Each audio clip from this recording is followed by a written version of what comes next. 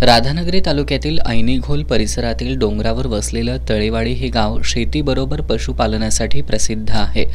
साधारणतः 700च्या आसपास लोकवस्ती असणाऱ्या या गावामध्ये दूध व्यवसाय मोठ्या प्रमाणात केला जातोय।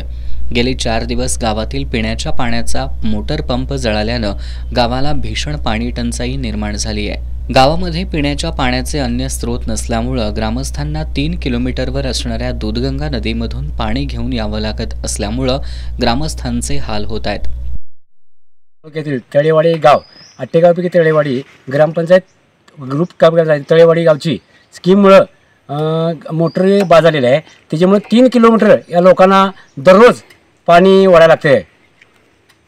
किती दिवस? 4 दिवस झालेले आहेत। त्याच्यामुळं लोकांचा हाल होत आहे, बायकांचा सुद्धा हाल होत आहे।